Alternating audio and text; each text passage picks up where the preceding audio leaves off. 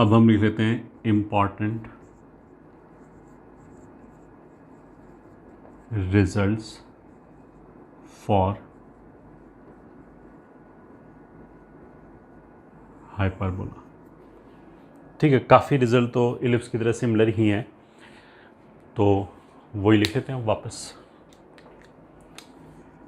ठीक है, result 1, hyperbola में किसी भी पॉइंट के लिए S1 फोकल डिस्टेंसेस का डिफरेंस 2a हो जाएगा, ये हो गया। इलिप्स में PS1 प्लस PS2 2a होता था, हाइपरबोला में PS1 डिफरेंस PS2 2a होगा। ठीक है, तो सिमिलर है। रिजल्ट 2, इलिप्स में एक ये था कि अगर हमने फोकस से, दोनों फोकाई से किसी भी टेंजेंट पे परपेंडिकुलर ड्रॉप किया तो उन परपेंडिकुलर की जो लेंथ आएगा उसका प्रोडक्ट b² होता था। यहाँ पे भी वो प्रॉपर्टी एज इट इज़ है। ठीक है, तो क्या है, product of length of perpendicular from foci to any tangent is b²। b² मतलब कांस्टेंट, ये ठीक है। दिस इज बेसिकली b मतलब क्या है, b² का मतलब क्या है, स्क्वायर ऑफ सेमी कॉन्जुगेट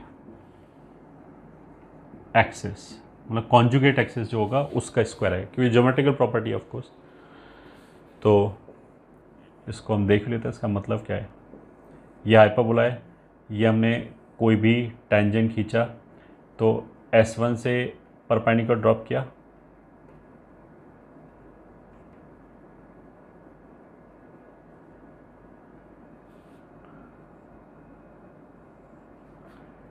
ठीक है, मान लिया ये S1 है, यहाँ से परपेंडिकुलर ड्रॉप किया P1, ये S2 है, यहाँ से ड्रॉप किया P2,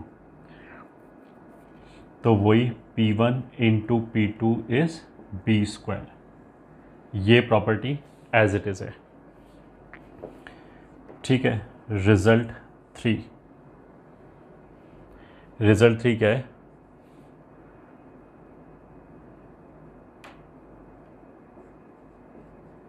locus of foot of perpendicular from focus to any tangent is tangent at vertex. मतलब ये वाला जो पॉइंट है N1, ये किसी भी टेंजेंट पे जो फुट ऑफ परपेंडिकुलर है, ये sorry will be any tangent is the locus of foot of perpendicular from focus to any tangent is auxiliary circle। ठीक है, पैराबोला के केस में ऐसा था कि अगर हमने कोई भी टेंजेंट लिया और उस टेंजेंट पे फोकस से परपेंडिकुलर ड्रॉप किया तो वो foot of perpendicular tangent at vertex पे आता है। ठीक है, टेंजेंट एट वर्टेक्स पे आता है। इलिप्स के केस में और हाइपरबोला के केस में क्या होगा कि ये वाला जो पॉइंट है N1 एंड ये वाला जो पॉइंट है N2, ठीक है, ये कहाँ पे आएगा, ऑक्सिलरी सर्कल पे आएगा। मतलब जो ऑक्सिलरी सर्कल है वो कुछ ऐसे पास कर रहा होगा इन दोनों पॉइंट से। ठीक है, ये रिजल्ट यहाँ पे लिखा हुआ है।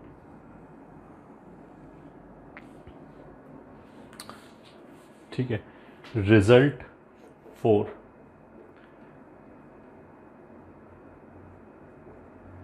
the intercepted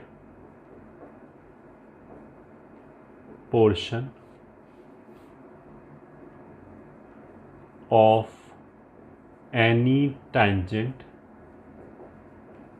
between the intercepted portion of any tangent between asymptote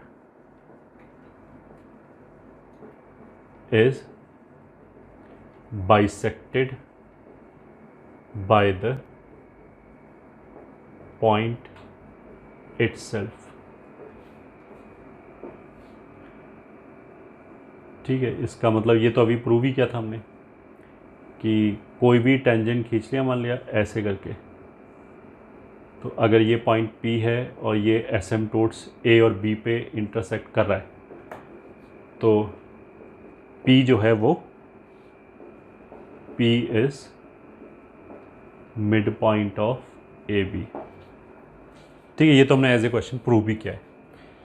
इसी से एक रिजल्ट और क्या आ जाएगा, रिजल्ट 5, कि ये जो टेंजेंट है एंड जो एसिम्पटोट्स है, इससे बनने वाले ट्राइंगल का जो एरिया है वो कांस्टेंट है। तो रिजल्ट 5 क्या आ जाएगा, एरिया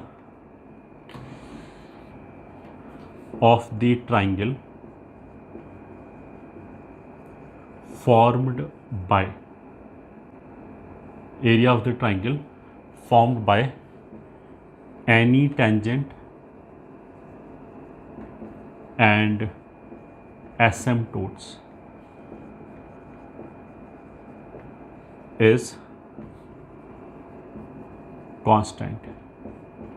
और वो किसके बराबर है कांस्टेंट, AB के बराबर।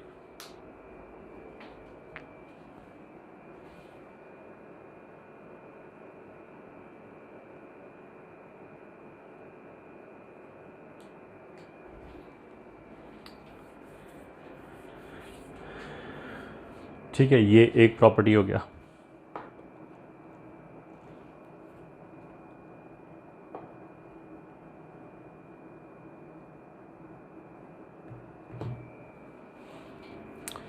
कितने हो गए result 5।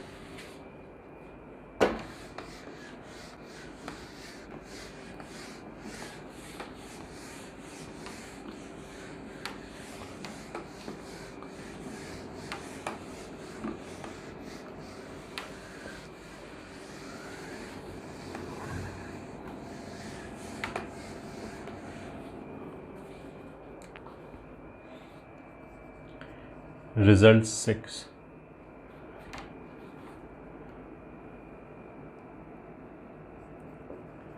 the angle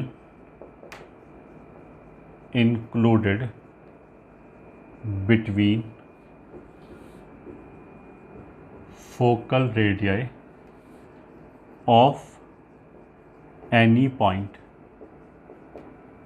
the angle included between focal radii of any point is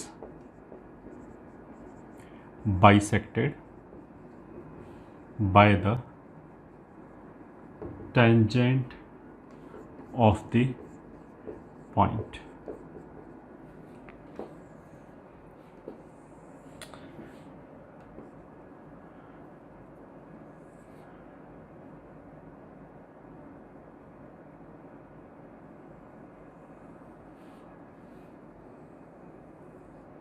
मतलब क्या है कि हमने किसी भी पॉइंट पे अगर ऐसे टेंजेंट ड्रॉ किया, ठीक है, तो इसकी जो फोकल रेडियाई है कि ये S2 हो गया, ये S1 हो गया, ये पॉइंट P हो गया, वो टेंजेंट ही बाइसेक्ट करेगा इस इंक्लूडेड एंगल को।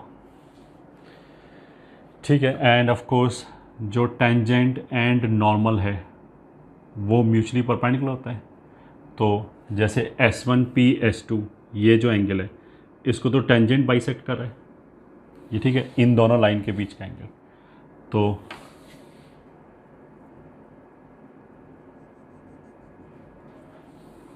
तो जो ये बाहर वाला एंगल है इसको ये नॉर्मल बाइसेक्ट करेगा। ठीक है, उसके लिए ये 90 माइनस थीटा एंड ये 90 माइनस थीटा हो जाए। प्रूफ जैसा हमने एलिप्स में किया था वैसे बड़े आराम से कर सकते हैं कि इसको AE कॉमा 0 मान लिया, इसको थीटा मान लिया, तो टेंजेंट का इक्वेशन लिखो, ये पॉइंट आ जाएगा। अगर ये एंगुलर बाइसेक्टर है इस ट्राइंगल का, तो ये एंगुलर बाइसेक्टर ऑपोजिट साइड को एडजेसेंट साइड की रेशो में कट करता है। तो ये जो एडजेसेंट साइड्स हैं ये तो फोकल डिस्टेंसेस हैं, ये तो हमें पता है कि A times E sec theta +1 होता है and A times E sec theta -1 होता है। तो ये जो डिस्टेंसेस का रेशो है वो उसी के बराबर आ जाएगा, हेंस प्रूव हो जाएगा।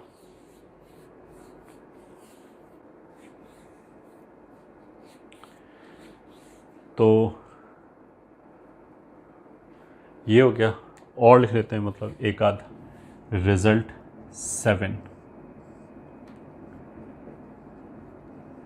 The product of perpendiculars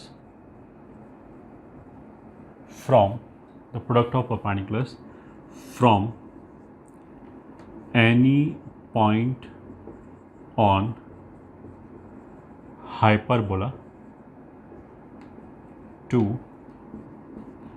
its asymptotes is constant। मतलब हमने हाइपरबोला के ऊपर कोई भी पॉइंट लिया, वहाँ से फिर हमने परपेंडिकुलर ड्रॉप किया दोनों एसिम्पटोट के ऊपर, तो उन परपेंडिकुलर का जो प्रोडक्ट है वो भी कांस्टेंट आता है। ठीक है, वो constant a² b² upon a² plus b² ऐसे आता है वो कांस्टेंट। ठीक है, तो बस प्रॉपर्टीज़ तो इतना ही काफ़ी है।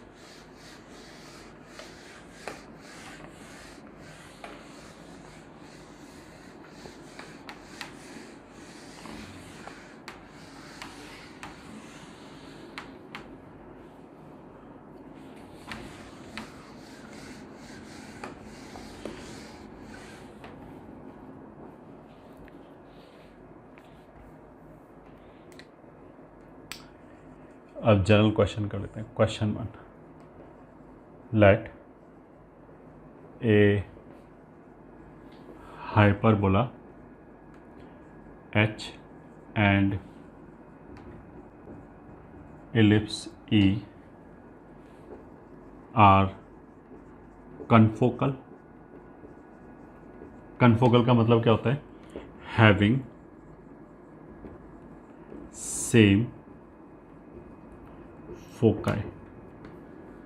Let a hyperbola h and ellipse E are confocal having same foci।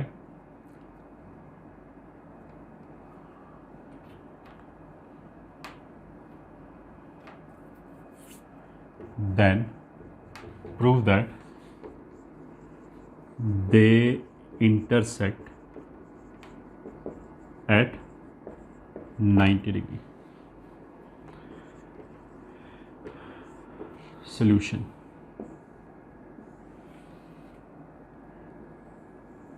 ठीक है, हाइपरबोला कुछ ऐसे है, फोकस मान लिया यहाँ पे है S1 S2।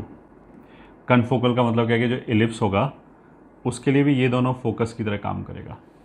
ठीक है, अब हम क्या करेंगे, देखो कि ये पॉइंट ऑफ इंटरसेक्शन चारों क्वाड्रेंट में सिमेट्री की है, तो किसी भी एक जगह हम प्रूव कर दें कि एंगल 90 डिग्री है तो काफ़ी है, सब जगह प्रूव हो जाएगा कि एंगल 90 डिग्री है। तो मान लिया ये जो पॉइंट ऑफ इंटरसेक्शन है P1, इसको हमने ज्वाइन किया S1 से एंड S2 से।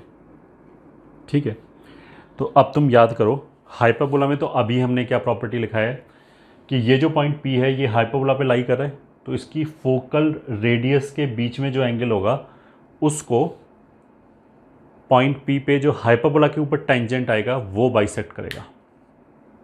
And if you remember ellipse में, किसी भी इलिप्स की हमने रिफ्लेक्शन प्रॉपर्टी बताया था कि इलिप्स के अंदर अगर हमने कोई भी पॉइंट लिया और उसको हमने फोकस से ज्वाइन किया तो जो बीच में एंगल आएगा वो नॉर्मल बाइसेक्ट करता है। ठीक है, इसी फैक्ट को यूज़ करके हम प्रूव कर सकते हैं एक लाइन में कि जो पॉइंट P है वो इलिप्स पे भी है, हाइपरबोला पे भी है। ठीक है, तो S1 S2 दोनों के लिए फोकाई है, तो S1P S2 का अगर मैंने एंगुलर बाइसेक्टर लिया, ये ठीक है, ये थीटा, मान लिया ये लाइन L है, ये हमने एंगुलर बाइसेक्टर किसका लिया है? S1P S2 एंगल का। तो ये जो एंगुलर बाइसेक्टर होगा ये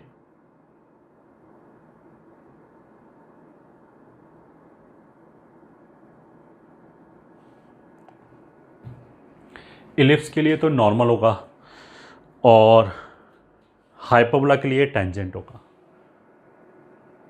तो उसका मतलब क्या है कि जो इलिप्स का नॉर्मल है वो हाइपरबोला का टेंजेंट है, तो इस लाइन के जो परपेंडिकुलर लाइन होगा वो इलिप्स के लिए टेंजेंट हो जाएगा, हाइपरबोला के लिए नॉर्मल हो जाएगा। तो इफेक्टिवली इलिप्स और हाइपरबोला दोनों की टेंजेंट परपेंडिकुलर हो गई।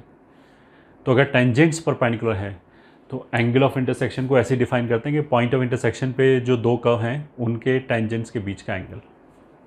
ठीक है, तो इसी बात को हमने लिख लिया। Let one point of intersection is P1. Now angular bisector of angle S1P S2 is L से, ठीक है। Then L is normal for E and मतलब इलिप्स के लिए नॉर्मल है and tangent for H। Hyperbola के लिए टेंजेंट है, इलिप्स के लिए नॉर्मल है। Is normal for E and tangent for H।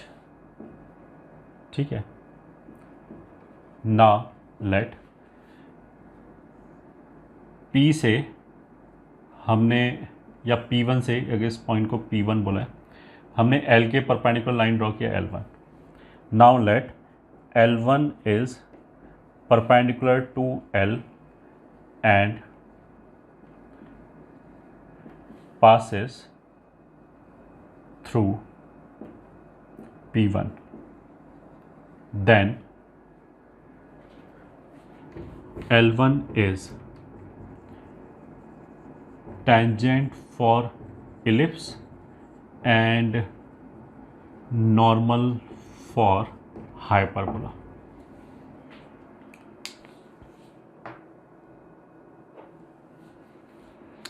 ठीक है, this implies at P1 tangents of ellipse and hyperbola are perpendicular or they intersect at 90 degree, hence proved।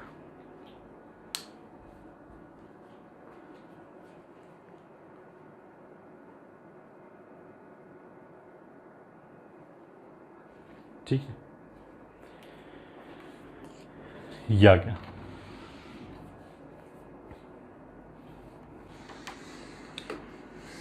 First question,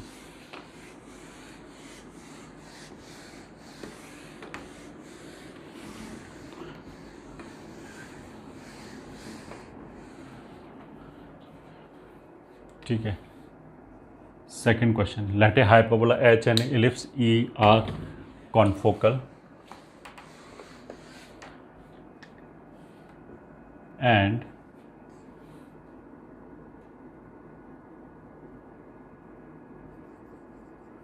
major axis and minor axis of E is conjugate axis of H, then find E1 minus 2 plus मतलब 1/E1 square plus 1/E2 square, ये ठीक है। Given E1, E2 are eccentricities of E and H। ये ठीक, ellipse and hyperbola की eccentricities हैं। तो फिर हमें 1/E1 square plus 1/E2 square ये कैलकुलेट करना है। तो सॉल्यूशन क्या क्या दे रखा है, हाइपरबोला है, इलिप्स है, ठीक है। तो हाइपरबोला का इक्वेशन हमने मान लिया x² / a² minus y² / b² is equals to 1। Ellipse का इक्वेशन मान लिया हमने x² कुछ और मान लिया कैपिटल A² प्लस y²। अब उन्होंने ये दे रखा है कि minor axis of ellipse and conjugate axis of hyperbola same है, ठीक है, तो अगर वो सेम है तो लेंथ भी सेम होगा, तो यहाँ दोनों जगह सेम b² यूज़ कर सकते हैं। एक चीज़ तो ये होगी। और क्या क्या इन्फॉर्मेशन दे रखा है उसने कि ये कनफोकल है। ठीक है, कनफोकल है तो उसका मतलब क्या है कि AE1 बराबर कैपिटल AE2 हो गया। मतलब जो इसका फोकस आएगा वो AE2 पे आएगा, इसका जो फोकस आएगा वो AE1 पे आएगा। वैसे इसका एसेंट्रिसिटी E1² कितना हो जाएगा, 1 प्लस B² अपॉन A²। इसके लिए एसेंट्रिसिटी E2 का स्क्वायर हो जाएगा 1 minus B² upon capital A²। ठीक है, तो यहाँ से basically B² upon A² will be 1 minus E2², और यहाँ से B² अपॉन A² बराबर E1² माइनस 1। अगर हम इससे इसको डिवाइड कर दें, ठीक है, तो लेफ्ट हैंड साइड पे आ जाएगा B² upon A² upon B² upon A² बराबर 1 माइनस E2², यहाँ पे आ जाएगा E1² माइनस 1। ठीक है, तो B² कैंसिल हो गया, ये कितना हो गया, small A² upon capital A²। यहाँ से small a upon capital A कितना है, E2 अपॉन E1, तो वो यहाँ रख दिया। This is equals to E2² upon E1²। तो अल्टीमेटली E2² अपॉन E1² बराबर 1 माइनस E2² अपॉन, इसको इधर ले गए, इसको इधर ले गए,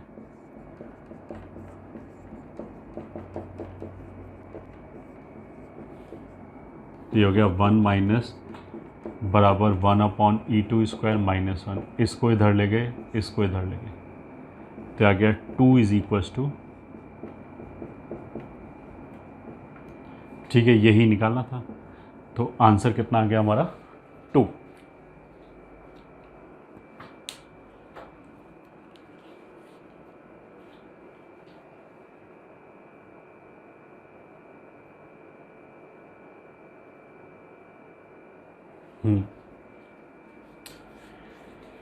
ये हो गया हमारा question 2।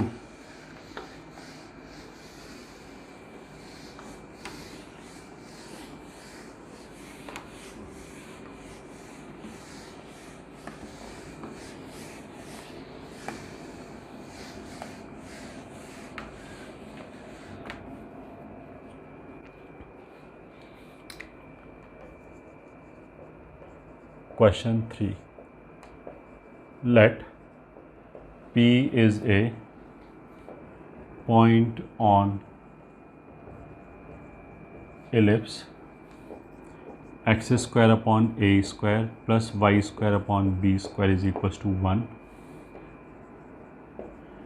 which has center C.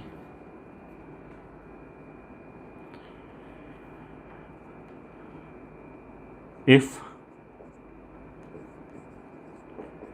foot of perpendicular from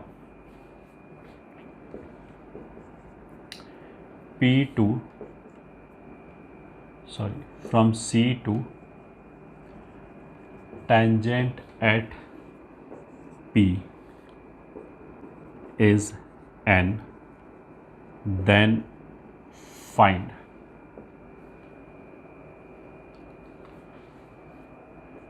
first part,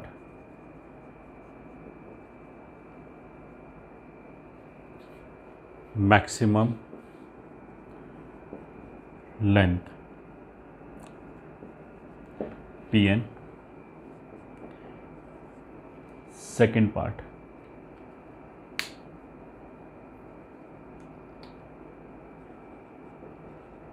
minimum area of triangle formed by tangent at P and coordinate axis, third part, maximum area of triangle CPN।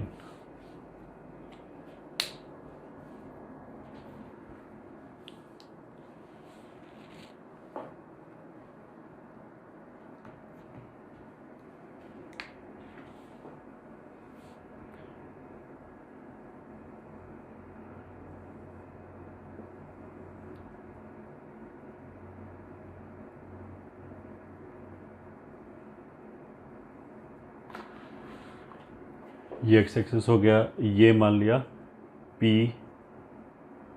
Y axis origin.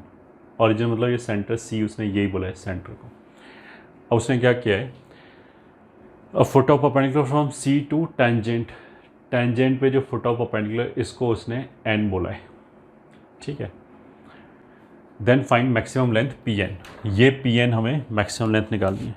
तो देखो, this is a important concept और हमें याद रखना चाहिए कि ऐसे ही calculate करते हैं। PN निकालने का देखो क्या क्या तरीका है।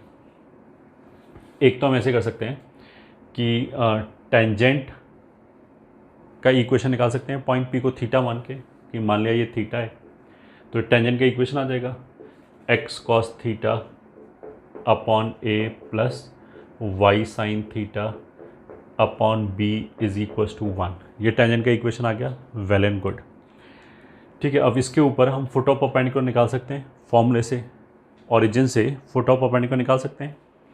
तो n आ जाएगा, n आ गया तो उसके बाद हम डिस्टेंस फार्मूला लगा सकते हैं PN के बीच में। तो वो डिस्टेंस फार्मूला लगा के PN डिस्टेंस आ जाएगा, ठीक है। फिर उसका मैक्सिमम वैल्यू निकाल सकते हैं जो भी हमें चाहिए, मैक्सिमम लेंथ PN, ठीक है। एक तरीका तो ये हो गया। दूसरा तरीका ये हो गया कि हम ये n निकालने की बजाय लेंथ निकाल लें, मतलब इस लाइन के ऊपर 0 0 से लेंथ ऑफ परपेंडिकुलर निकाल लें, तो वो ये आ जाएगा। फिर हम ये डिस्टेंस निकाल लें, CP डिस्टेंस, और फिर पाइथागोरस लगा लें, this square minus this square will be PN square. ये दूसरा तरीका हो गया, ठीक है। बट करेंगे कैसे? तीसरे तरीके से। तीसरा तरीका क्या है कि हमने नॉर्मल खींचा, पॉइंट P पे नॉर्मल खींचा, ये नॉर्मल हो गया, ये ऑफ कोर्स टेंजेंट है, और फिर नॉर्मल के ऊपर परपेंडिकुलर ड्रॉप किया। तो उससे क्या हो गया, जो फुट ऑफ परपेंडिकुलर वो मान लिया M है, तो उससे क्या हो गया, ये टेंजेंट नॉर्मल 90 डिग्री, ये परपेंडिकुलर ड्रॉप किया है, ये परपेंडिकुलर ड्रॉप किया है, तो ये भी 90 हो गया। उसका मतलब क्या है कि ये रेक्टेंगल हो गया। तो जो PN है that is nothing but CM। CM क्या है? सेंटर C से नॉर्मल पे foot of perpendicular, sorry length of perpendicular. ये लेंथ ऑफ परपेंडिकुलर हो गया नॉर्मल के ऊपर। नॉर्मल की इक्वेशन इलिप्स में क्या होती है? वो होती है AX sec theta minus BY cosec theta is equals to A square minus B square. तो फर्स्ट पार्ट में उसने क्या निकालने के लिए बोला है? PN। तो PN is equals to CM is equals to origin से लेंथ ऑफ परपेंडिकुलर, तो 0 0 आ जाएगा A square minus B square upon root over A square sec square theta plus B square cosec square theta.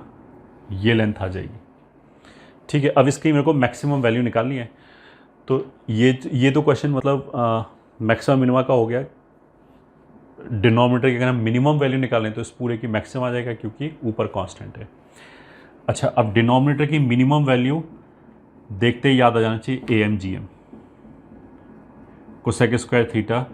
इसको हम ऐसे लिख सकते हैं A square plus B square plus A square tan square theta. Sec square theta को हमने लिख दिया 1 plus tan square theta, B square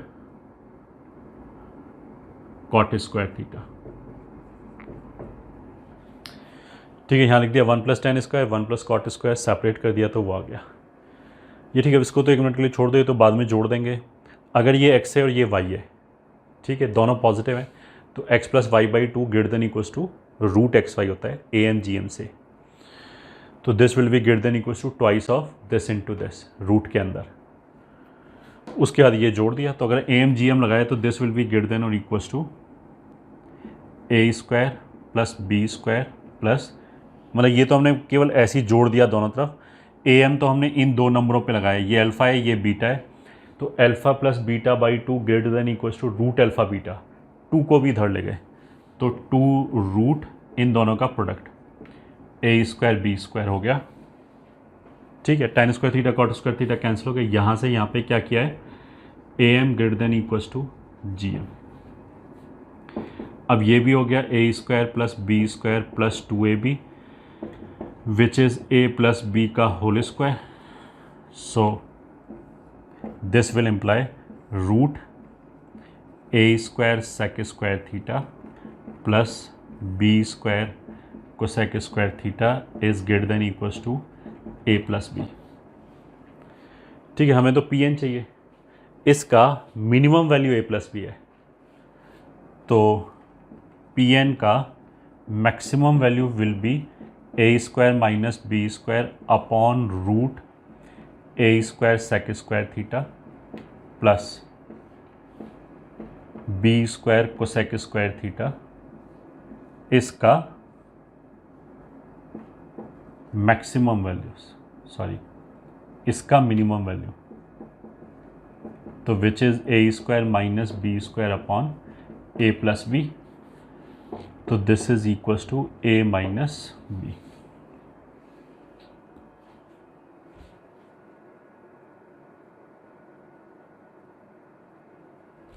ठीक है, तो इस लेंथ का मैक्सिमम पॉसिबल वैल्यू कितना हो गया, ए माइनस बी, ये हो गया मैक्सिमम लेंथ पी एन।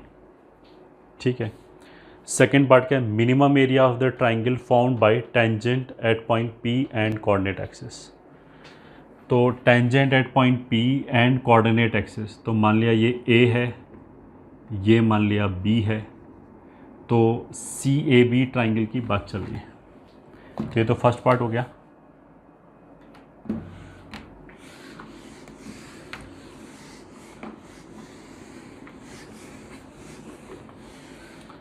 अब सेकंड पार्ट पे आते हैं। सेकंड पार्ट पे क्या पूछा जा रहा है, area of triangle C A B which is half of C A into C B, half of C A कितना हो जाएगा, इसका एक्स इंटरसेप्ट वाई को जीरो रखेंगे तो उधर जाके कितना हो जाएगा, ए अपॉन कॉस थीटा,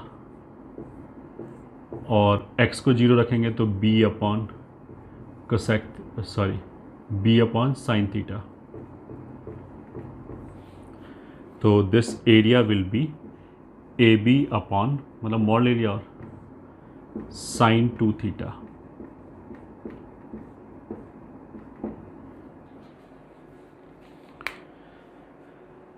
तो sine 2 theta is always less than equals to 1, so this will always be greater than equals to a B.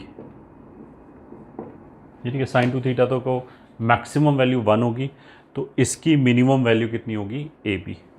So this implies area triangle C A B की minimum value is A b.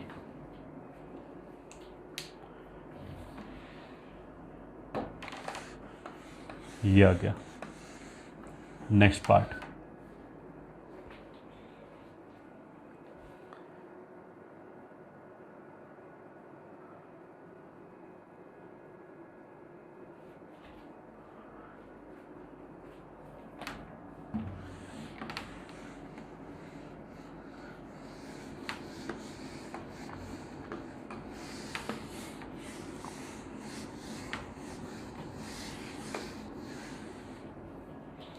ठीक है, next क्या है, maximum area of triangle C P N.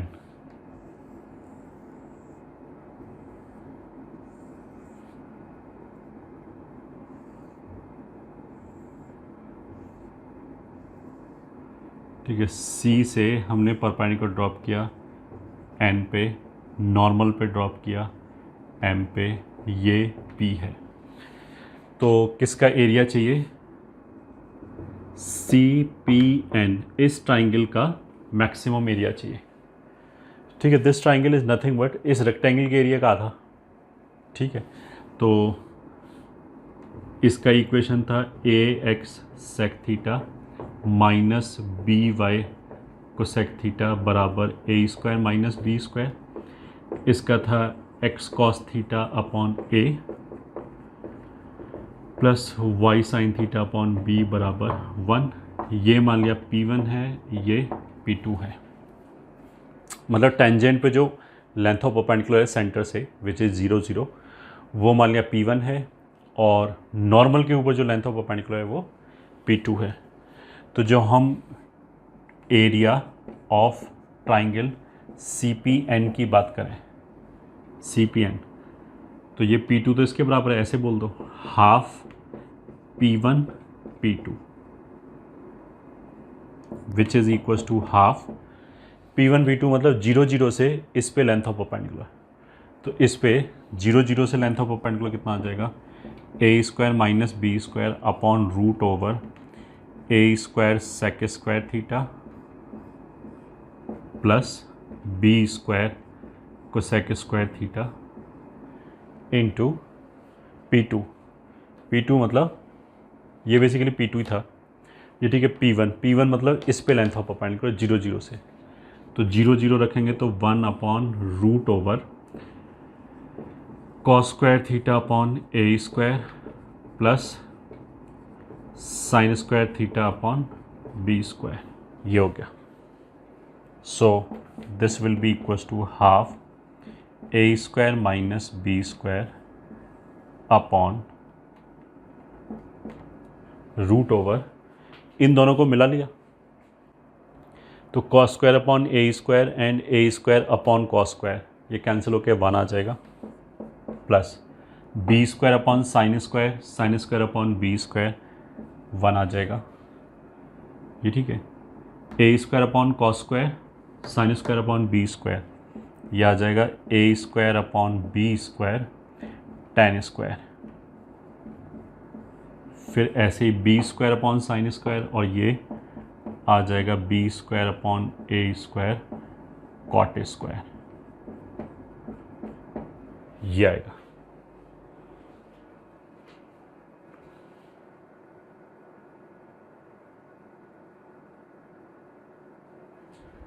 ठीक है, अब इसको देख के ही पता लग जाएगा कि ये दोनों एक दूसरे का रेसिप्रोकल है, तो इस पर AMGM लगा सकते हैं, ठीक है। तो this will be greater than equals to 2, ये तो अगर x है तो ये 1 अपॉन x है, तो x plus 1 over x greater than equals to 2 होता है, ये डिनोमिनेटर में है, तो इसलिए इसको हम लिख सकते हैं less than equals to half mod a square minus B square upon root 2 plus 2। एक तो ये 2 आ गया, एक इस पे इनइक्वालिटी लगाया, this is greater than equals to 2। अगर रेसिप्रोकल लेंगे तो less than equals to half हो जाएगा, तो वो यहीं से आ रहा है। So this is equals to 1/4 a square minus B square. तो जो एरिया है CPN का वो हमेशा या तो इस क्वांटिटी के बराबर है या इससे छोटा है, तो उसका मतलब क्या हो गया कि मैक्सिमम पॉसिबल एरिया यही हो गया। तो maximum area of this will be 1/4 a square minus B square, ये हो गया।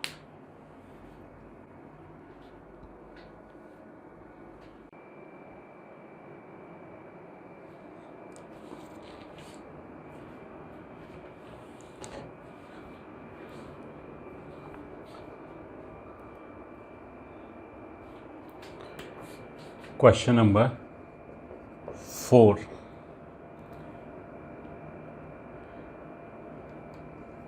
In the rectangular hyperbola, the distance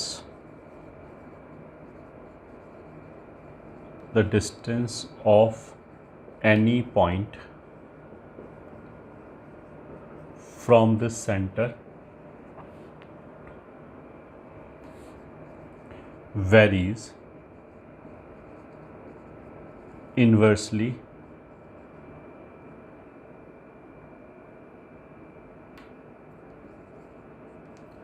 as the perpendicular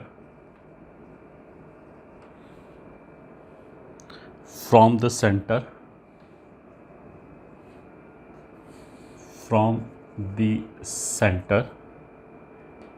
upon its polar. Question number 6.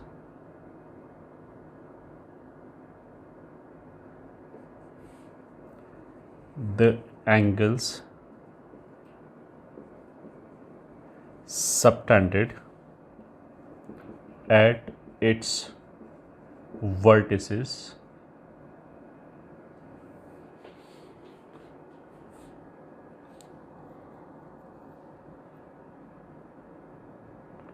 by any chord parallel to conjugate axis is supplementary for hyperbola.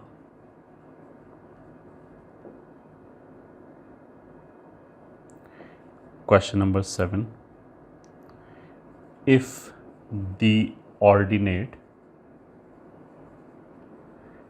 MP of a hyperbola is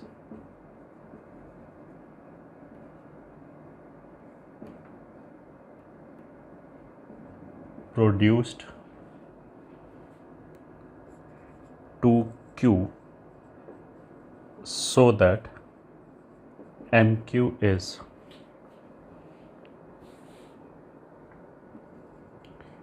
equal to focal distance of P,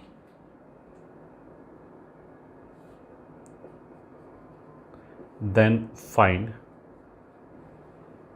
locus of Q. पहले चलो ये point करते हैं, sorry ये questions करते हैं। मतलब first में क्या बोला गया, in the rectangular hyperbola the distance of any point from the centre. तो सोल्यूशन 4 में हमने एक पॉइंट ले लिया P विच इज से H, K and rectangular hyperbola बोला है तो वो हमने ले लिया, मान लिया XY बराबर C²। ठीक है, तो in the rectangular hyperbola the distance of any point from centre, तो सेंटर जो इस हाइपरबोला का होगा वो ओरिजिन हो जाएगा 0, 0। तो इसने क्या बोला कि इसका सेंटर से जो डिस्टेंस है OP that is √H² plus K² के बराबर है, varies inversely as the perpendicular from the centre upon its polar. तो जो इसकी पोलर का इक्वेशन होगा वो कितना हो जाएगा, T बराबर 0। तो इसके लिए T बराबर 0 हो जाएगा XY1 plus YX1/2 is equals to C²। तो 0, 0 से लेंथ ऑफ परपेंडिकुलर कितना हो जाएगा, ठीक है, 0, 0 से लेंथ ऑफ परपेंडिकुलर 2 इधर भेज दिया तो ये 0, 0 हो जाएगा 2C² upon √H² plus K²। ठीक है, तो this implies P is equals to 2C² upon OP। तो ये जो लेंथ ऑफ परपेंडिकुलर है that is directly proportional to 1 upon OP। सही है, तो इन्वर्सली वेरी कर रहा है। Question number 6, the angle subtended by its vertices at its vertices by any chord parallel to conjugate axis is supplementary for hyperbola। okay, मतलब what he is trying to say is this कि मान लिया ये hyperbola है, ये A1 हो गया, ये A2 हो गया। अब हमने कॉन्जुगेट एक्सिस के पैरेलल कोई कॉर्ड लिया, पैरेलल टू कॉन्जुगेट एक्सिस। ये एक्स एक्सिस हो गया, ये वाई एक्सिस हो गया, ठीक है। तो यहाँ जो एंगल आएगा एंड यहाँ जो एंगल आएगा वो एक दूसरे का सप्लीमेंट्री है, ठीक है। तो मान लिया हमने ये थीटा है, ये अल्फ़ा है, this will B -a,0, this will B a,0। ये जो पॉइंट है इसको a sec theta b tan theta मान सकते हैं। तो इस पॉइंट से tan थीटा कितना हो जाएगा?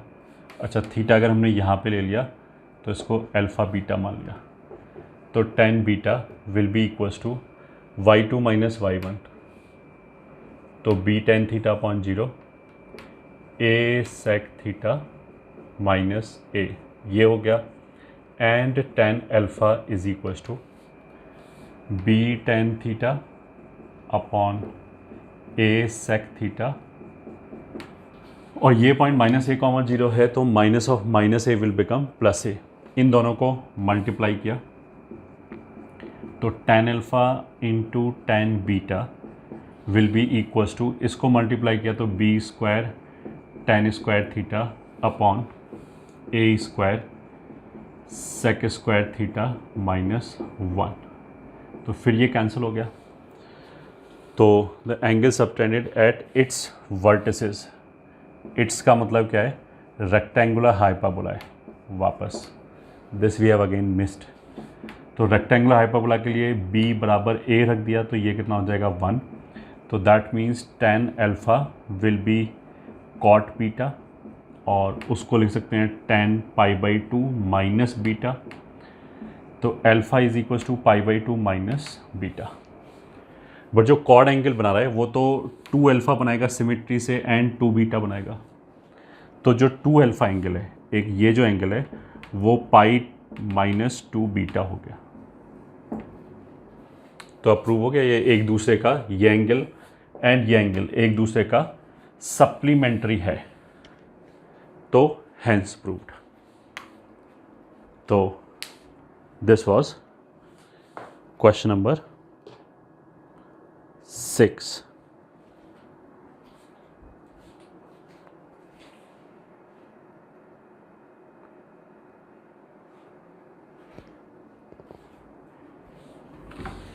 आगे चलते हैं।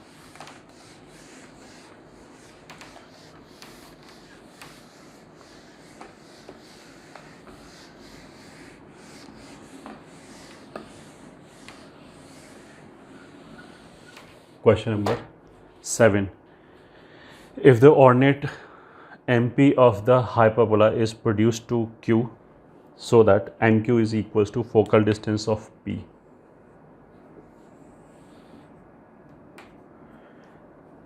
मान लिया ये हाइपरबोला है, ये पॉइंट P है, ऑर्डिनेट का मतलब क्या है? ये पॉइंट M हो गया। If the ordinate MP of the hyperbola is produced to Q so that MQ is equals to, इसको MP को हमने प्रोड्यूस किया Q तक, such that MQ is equals to focal distance of P। तो P का जो focal distance है a,0, ठीक है। तो PS1 कितना हो जाएगा? a times E sec theta -1, ठीक है। ये हो गया ये वाला डिस्टेंस। तो ये जो हाइट है पॉइंट P ऑफ कोर्स क्या है? a sec theta b tan theta. तो Q के कोऑर्डिनेट्स क्या हो जाएंगे? Q का एक्स कोऑर्डिनेट तो यही हो जाएगा a sec थीटा, और y कोऑर्डिनेट कितना हो जाएगा? MQ जो है वो PS1 के बराबर है, तो y कोऑर्डिनेट यही हो जाएगा a times E sec theta -1। अगर मेरे को Q का लोकस चाहिए तो इसको H बोल दिया, इसको K बोल दिया। तो यहाँ से sec थीटा हम कर सकते हैं eliminate, a E sec theta की जगह यहाँ से H रख दिया, तो ये हो जाएगा E into H minus A। तो लोकस निकालने के लिए HK की जगह XY रख दिया, तो आ जाएगा y is equals to EX minus A। तो ये तो एक स्ट्रेट लाइन आ गया। तो locus of Q will be this straight line. ठीक है, दूसरा फोकल डिस्टेंस लेंगे तो ऑफ कोर्स यहाँ बीच में प्लस आ जाएगा, तो भी एक लाइन आ जाएगा, वो दूसरी लाइन आ जाएगी।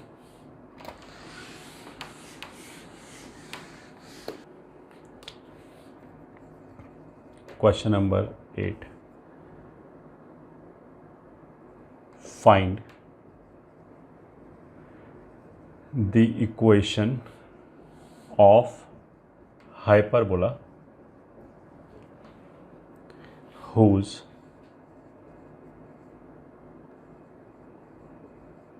asymptotes are the lines x plus 2y plus 3 is equals to 0 and 3x plus 4y plus 5 is equals to 0 and which passes through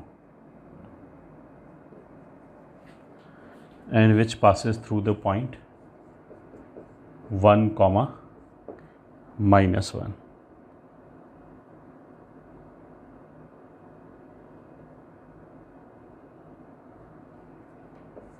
Question number 9.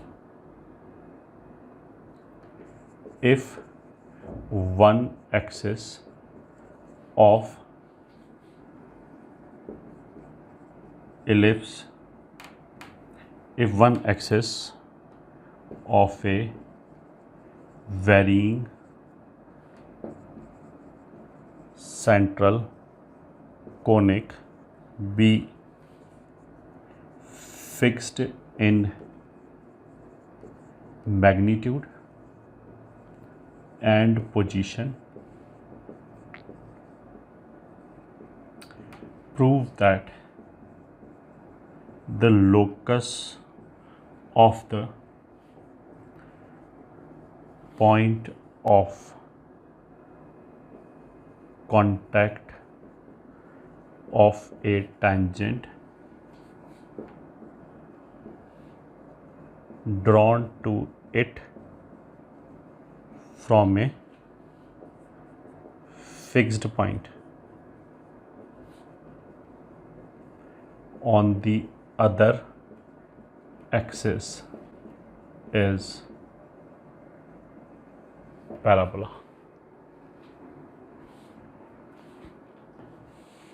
ठीक है, जो फर्स्ट क्वेश्चन है, find the equation of hyperbola whose asymptotes are the line this and this is very simple, क्योंकि pair of asymptote का equation क्या हो जाएगा, इन दोनों को मल्टीप्लाई कर लिया, +3 into 3x plus 4y plus 5 is equals to 0, तो ये आ जाएगा 3x² plus 8y² 10xy plus x के साथ आ जाएगा 14x, y के साथ आ जाएगा 22y प्लस कांस्टेंट आ जाएगा 15 इज इक्वल्स टू 0।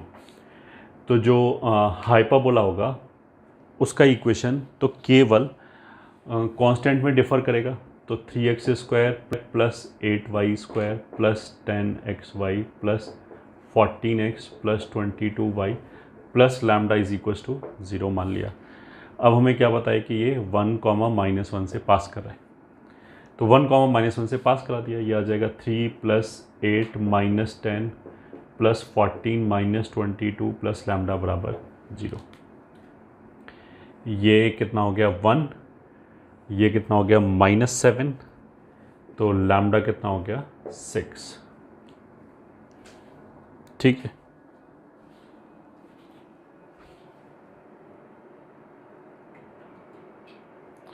तो लैम्डा को 6 रख लिया।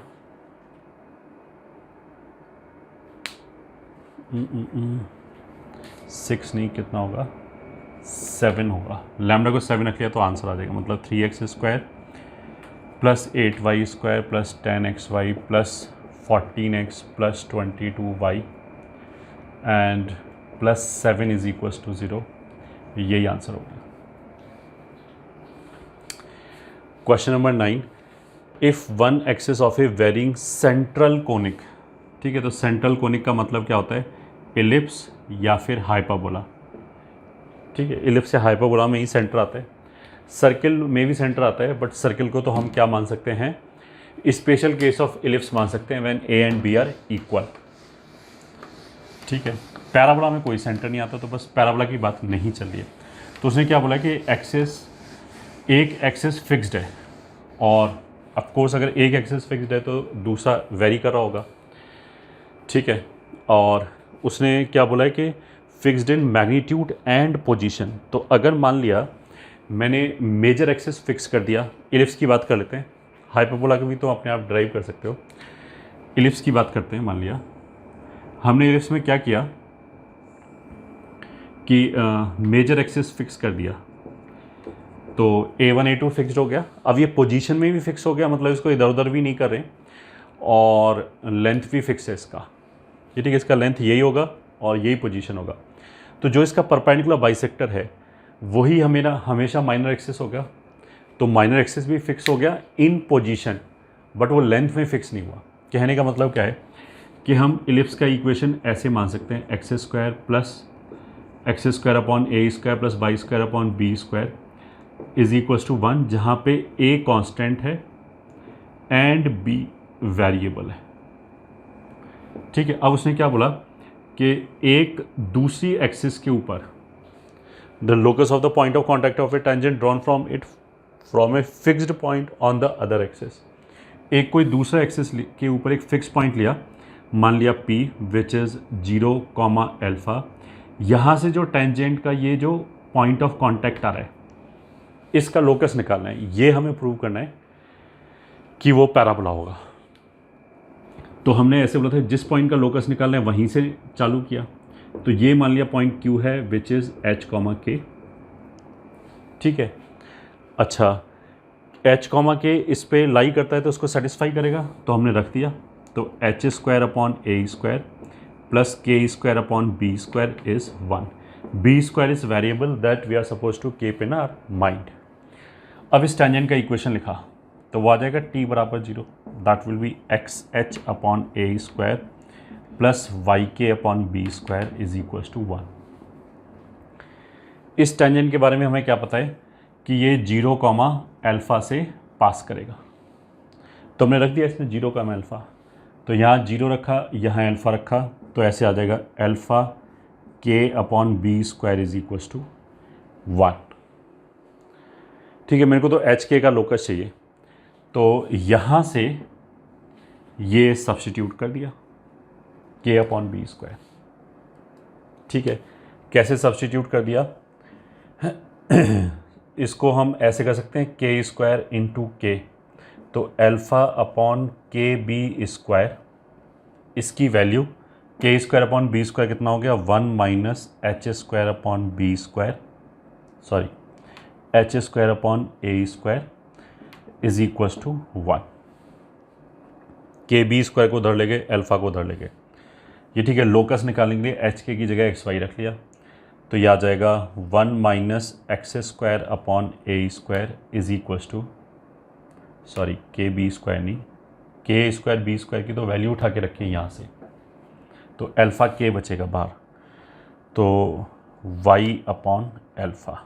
तो this implies Y is equals to alpha upon A square X square,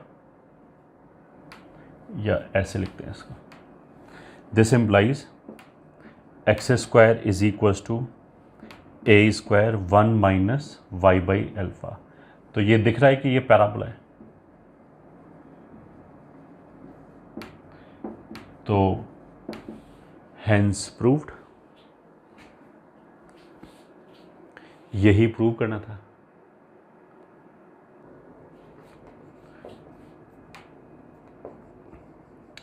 from A point G on the TA, GL is drawn perpendicular to asymptote of hyperbola and GP is normal to the hyperbola at P. Then prove that LP is parallel to conjugate axis. LP is parallel to conjugate axis.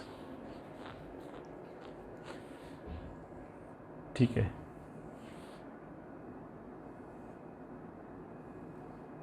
ये मान लिया एसिम्पटोट है। तो उसने क्या बोला कि एक जगह हमने मान लिया यहाँ पे नॉर्मल खींचा, ठीक है, पॉइंट पी पे। उसने एक्स एक्सिस को किसी पॉइंट पे कट किया होगा,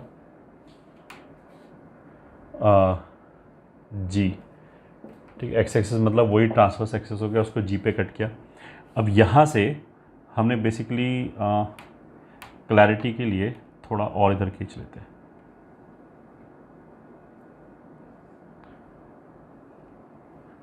क्लैरिटी के लिए हाइपरबोला थोड़ा दूर बना लेते हैं।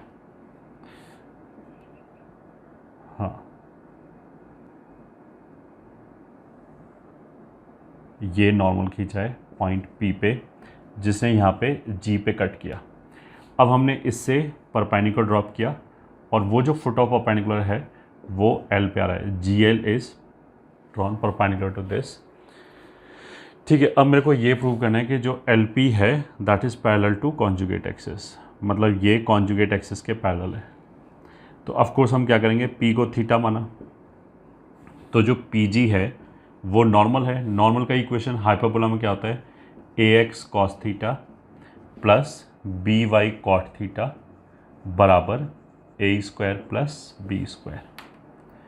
तो हमने जी के लिए, इस पॉइंट के लिए y को 0 रख दिया, तो x कोऑर्डिनेट कितना आ जाएगा, ए square plus B square upon a, और इधर सेक थीटा लिख देते हैं, कॉमा 0। अब इस पॉइंट से हमने फुट ऑफ परपेंडिकुलर निकाला इस लाइन के ऊपर, विच इज़ y बराबर b बाई ए एक्स लिख लो, या फिर इसका इक्वेशन लिख सकते हैं बी एक्स माइनस ए वाई बराबर 0। तो अगर हमने ऐसे निकाला तो फुट ऑफ परपेंडिकुलर वाले फॉर्म में से कितना हो जाएगा, x माइनस, मान लिया ये x1 है, x minus x1 upon B बराबर y minus 0 upon minus A बराबर, इसको उठा के रखा इसमें, तो x और y की जगह रखेंगे तो minus b x one upon ए स्क्वायर प्लस बी स्क्वायर आ जाएगा। ठीक है, मेरे को तो ये दिखाने के जो एल पी है वो पैरेलल है y एक्सिस के कॉन्जुगेट एक्सिस के, तो इन दोनों का x कोऑर्डिनेट सेम होना चाहिए।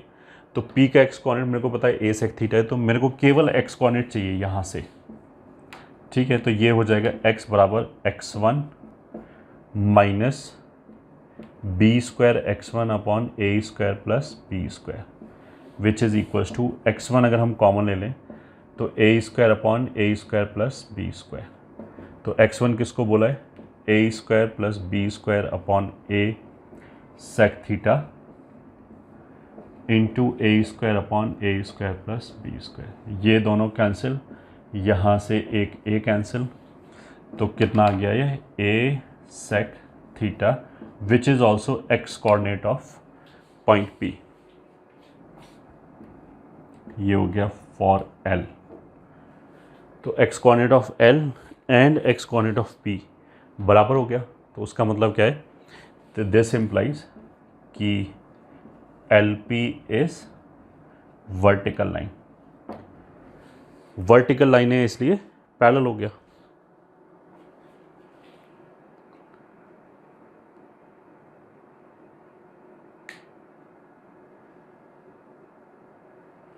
तो बस यही हेंस प्रूव हो गया।